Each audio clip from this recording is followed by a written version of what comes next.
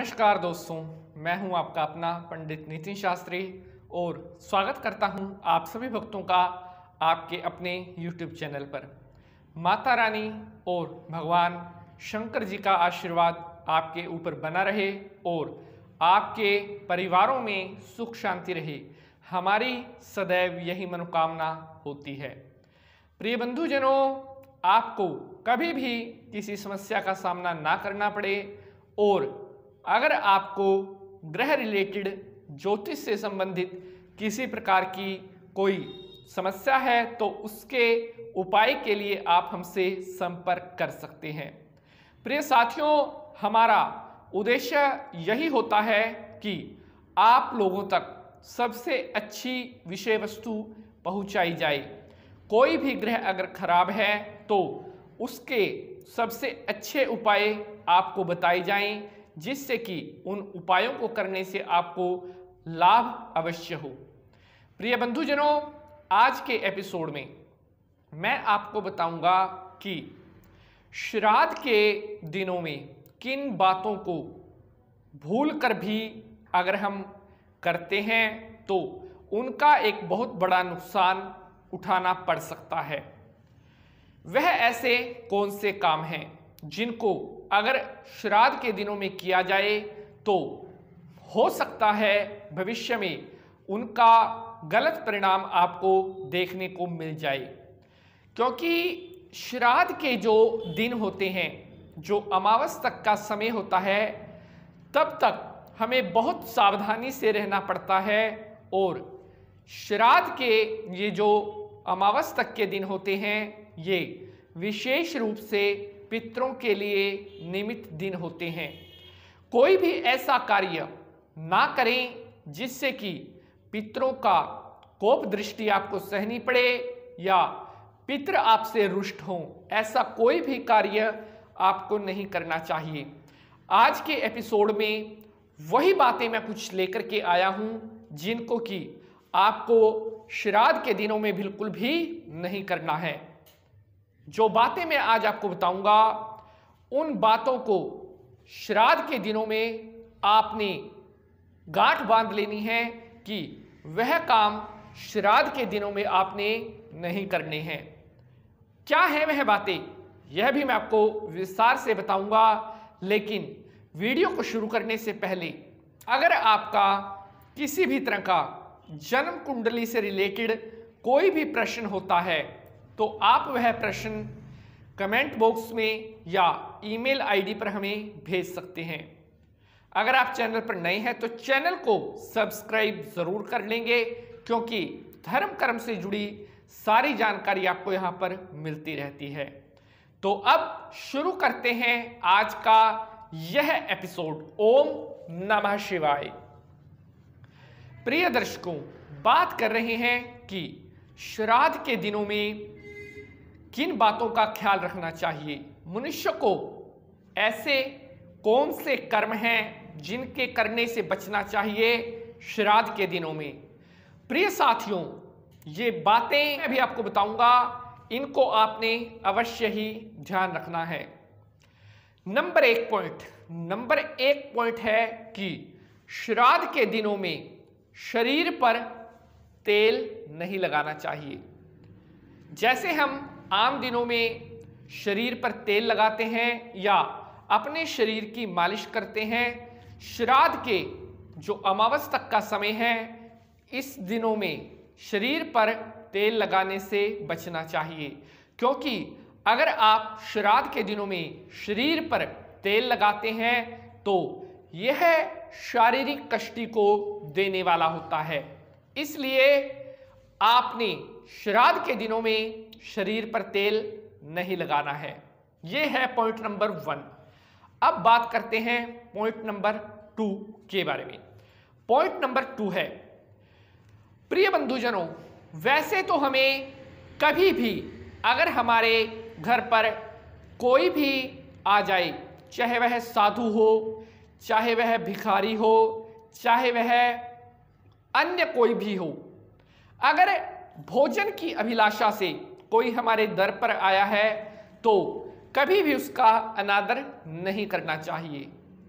लेकिन श्राद्ध के दिनों में तो खास रूप से आपने इस बात का ध्यान रखना है कि आपके घर पर अगर कोई भोजन की इच्छा रखते हुए आया है तो आपने उसको मना नहीं करना है, क्योंकि शास्त्रों में वर्णित है कि श्राद्ध के जो ये दिन होते हैं, इन दिनों में आपके पितृ किसी भी रूप में आपके घर पर आ सकते हैं।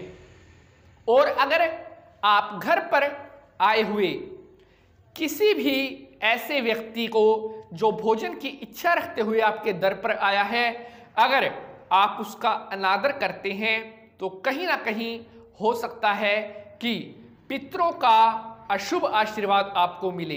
इसलिए श्राद्ध के दिनों में अपने घर के दर पर आए हुए किसी भी सज्जन का अपमान आपने नहीं करना है, उसको बड़ी श्रद्धा भाव से भरपेट भोजन खिलाना है। ये था पॉइंट नंबर 2। बात करते हैं पॉइंट नंबर 3 के बारे में।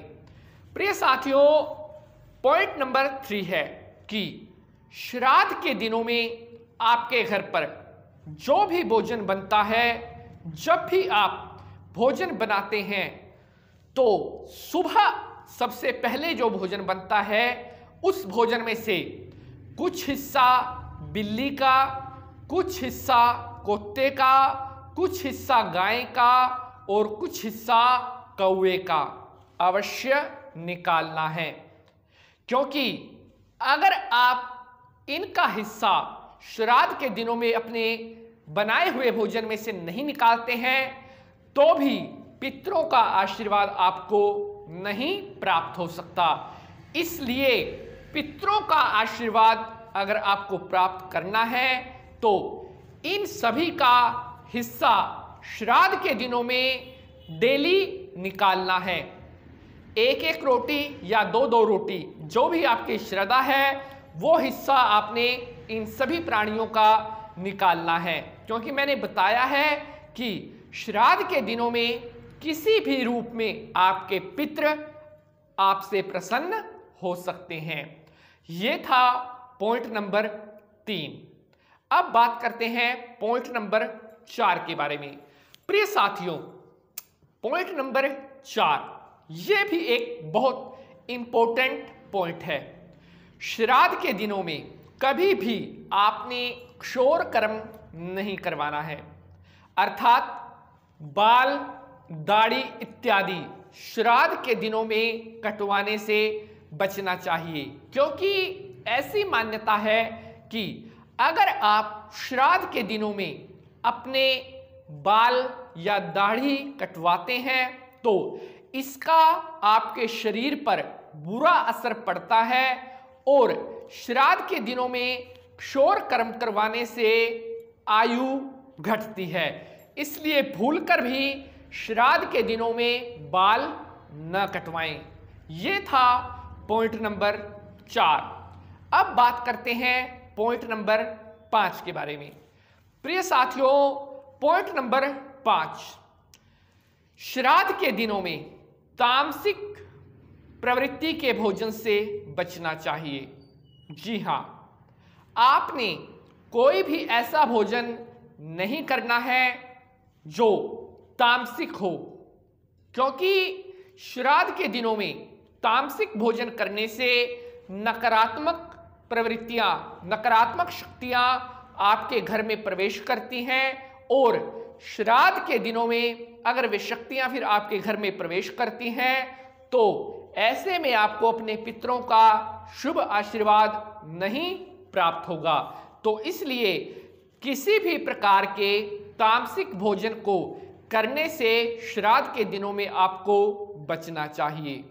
ये था पॉइंट नंबर 5। अब बात करते हैं पॉइंट नंबर 6 के बारे में। लास्ट पॉइंट है और मेन इंपॉर्टेंट पॉइंट है।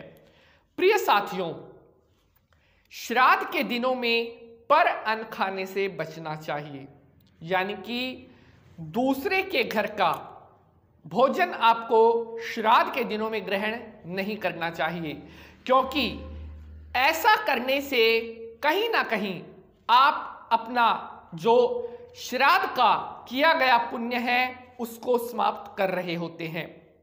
आप अपने घर पर जो अपने पूर्वजों के श्राद्ध करते हैं और फिर आप दूसरे के घर जाकर वहां अन्न ग्रहण करते हैं, तो ऐसा करने से आपको अपने पूर्वजों के किए गए श्राद्ध का पुण्य कभी प्राप्त नहीं हो सकता।